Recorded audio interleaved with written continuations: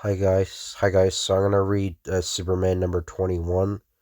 So on the cover, Superman's like attacking. I think this is like a U-boat or something.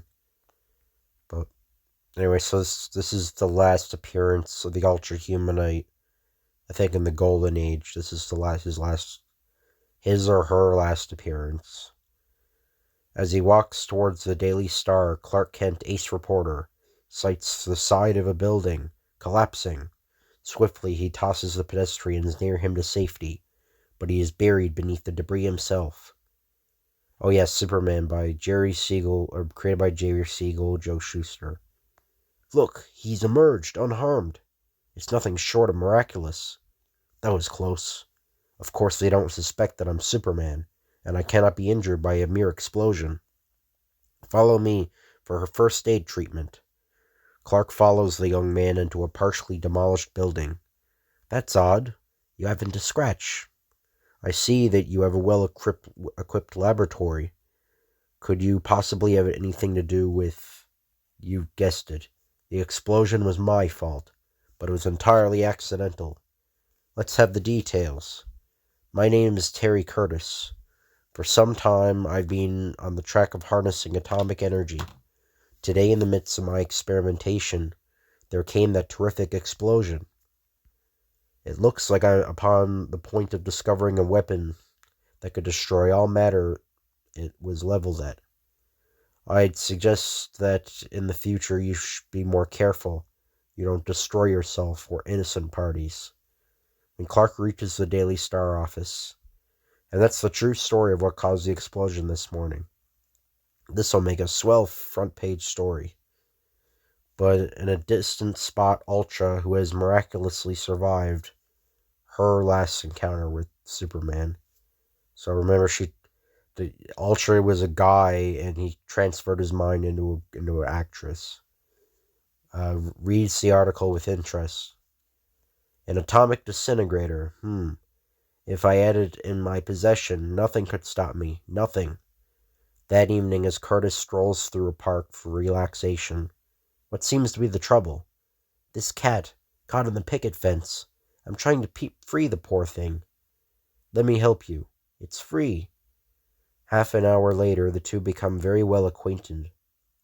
I'm so interested in your work on this atomic disintegrator. Won't you tell me more about it? I'll tell you more about it when we get together tomorrow night. Same place, same time. You fool. You'll see me again tomorrow night, but in a most unexpected manner. Next evening, Clark again visits the young scientist. So your experiments are well advanced. Tell me, why are you so suddenly interested in your appearance? Because I'm about to meet the loveliest girl in the world tonight. She resembles Doris Winters, the actress. After Clark departs, why, what are you doing here? How did you find this place?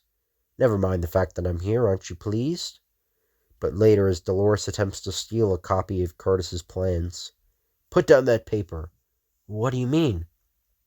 Don't pretend innocence. I saw you steal those papers from that table. What's your game? Come in, men. Okay, Ultra.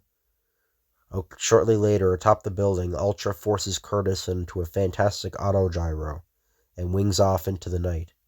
Meanwhile, it's occurred to me this girl resembling Doris might be Ultra. I may be wrong, but I must warn Curtis at once. But when he enters Curtis's laboratory, ransacked and deserted, within Ultra's stronghold, you will continue to work here, either conclude your experiments within a week, or die. I won't do it. After several hours' persuasion, I'll do anything you say, only turn off that light. The torture array never fails. A week elapses. I wonder what ever became of Terry Curtis. What's wrong? I can't understand it. A mysterious voice from out of nowhere is breaking into the broadcast and demanding a fantastic sum from the city. Within her hideaway, Ultra is broadcasting a strange message to the city and metropolis. Hear me. $2 million is to be delivered to me, or else I'll destroy your city and every living soul in it. As a sample of my power, I will destroy the Wentworth Tower at 2 p.m. this afternoon. Swiftly, Clark changes into his Superman uniform. I got to handle that mad woman. Then vaults out over the city, to perch atop a skyscraper near the great Wentworth Tower. A few more moments later, and it'll be the fatal hour. So clock strikes 12, yeah, I'm bad with anal anyway. I'm a dumbass. So exactly, so 2 o'clock.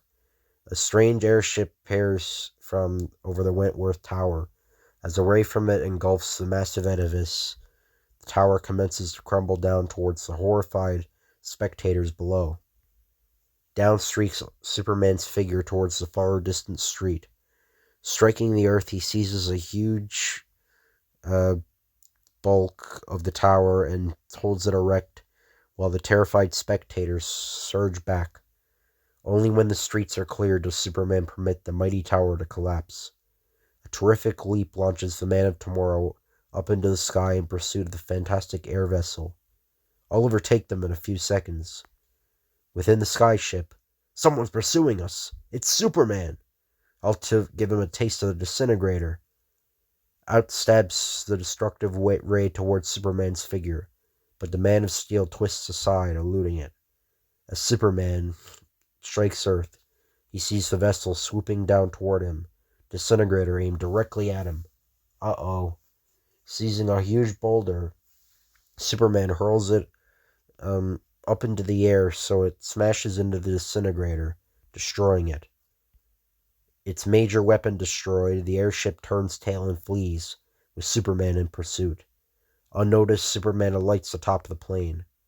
Now to make myself comfortable and let the ship take me to the fiend behind this. Within Ultra's hideaway. So, the Man of Steel expects to surprise me, eh? Well, the surprise may be on him. The plane descends within an extinct volcano's crater and enters a glass-sheathed city. What the? Huge metal robots! What a reception! My little metal pets will make short work of Superman. Springing at the robots, Superman tears and smashes them together, wrecking them completely. What I'd like is some real opposition. Upon besting the robots, Superman leaps to the balcony in a nearby tower. Ultra! Stay back! You better obey your friend. Why should I stop? She's rigged up a photoelectronic beam across the room. If you break it, the city of Metropolis will automatically be destroyed. You see, Superman, in me you met your match. Now go while you can. I came for Curtis, and I refuse to leave without him. I'll make you a deal with you, Superman. I want the valuable crown jewels guarded within the Reynolds building. Get them for me and I'll release young Curtis. I'll do it. Departing upon his quest, Superman leaps out into the crater's heart. Some task, but I've got to perform it to save Curtis. Officials of Metropolis, here's interesting news for you. Superman is going to attempt to steal the crown jewels from the Reynolds building. I thought you'd be interested. I don't understand. First you dispatch Superman to get the jewels for you. Then you warn their owners that he's coming for them. It will be interesting to observe what occurs when the Man of Steel meets their resistance. Back towards Metropolis races Superman, at a rate of speed that would outdistance an express train. Meanwhile, aroused by Ultra's broadcast, the National Guard, as well as the police force, assemble at the Reynolds building. He'll never get the jewels. First, he'll have to kill every man here. My gosh, it looks as though the entire city turned out to welcome me.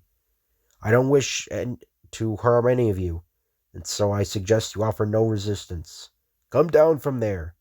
A cannon is aimed at the Man of Steel, fired. Down to earth topple shattered telephone pole and Man of Tomorrow. We've got him this time. So it appears.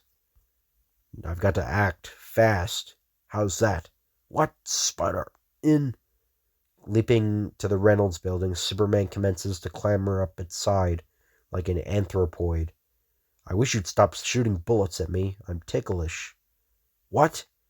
One of Superman's outflung arms seizes a ledge, and he draws himself up to safety. Once again, he resumes his upward journey. I guess they don't care for my company. Atop the building, Heave-ho! Or heave-ho! This ought to stop him. Down hurtles the safe into Superman's hands. They must think it's Christmas, the way they toss gifts around. A heave of his wrist and the ponderous safe flies up through the air. Right back. Holy cats! Scatter! Hello, folks. I'll finish you in short order. Mustn't do. Huh? Keep back, all of you, or your commander's liable to find it a long drop to the street. Do as he say, fools! As the guardsman falls back, Superman deposits their commander safely upon the roof, and then, next time be careful of whom you attack with a bayonet, launches himself down through the nearby skylight, and down into the room where the crown jewels are stored. It's him! Expecting me. Wheeling upon the huge nearby safe, Superman rips it open as though it were a toy. Disregarding tear gas and rapid-fire machine guns, Superman battles his way to the crown jewels. Ah, here you are. Stop him! Just try it. As Superman's figure emerges from the building, waiting airplanes swoop towards him, firing full blast. But Superman outmaneuvers and loses them amidst the fleecy clouds. Shortly later, the Man of Steel figure descends down into the volcano's crater and into the glass-sheathed city. Here are the crown jewels, and here's your reward. Diamond drills, so it's a double cross, eh?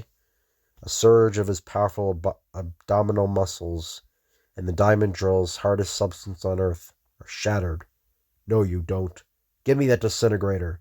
Oh! Let me go. If I can reach that switch, the city of Metropolis will be destroyed. That's why you'll never reach it. Superman disintegrates the photoelectric cell connections. That attends to you now, Ultra. Or for now, Ultra. As Superman leaps across the room, Ultra tears open a glass-sheeted window and leaps down into the volcano's crater, now to destroy this devilish apparatus. Shortly after, with Curtis under his arm, Superman leaps to the rim of the crater. There he raises and throws huge boulders into the volcano's heart. If I can only awaken the slumbering volcano fires. As the glass-sheeted Lee is destroyed in a devastating eruption, Superman and his burden leap clear. Back towards Metropolis speed the two. When they reach the city's edge, it all seems to have been a terrible nightmare. We'll leave it at that, let it go at that. Forget you ever succeeded in disrupting the atom. Farewell. So, the end. And there's like an advertisement for Spectre.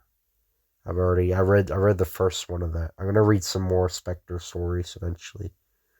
But I hope you guys enjoy this video. If you could like, comment, or subscribe, that would be appreciated. Thank you, and I'll see you guys later.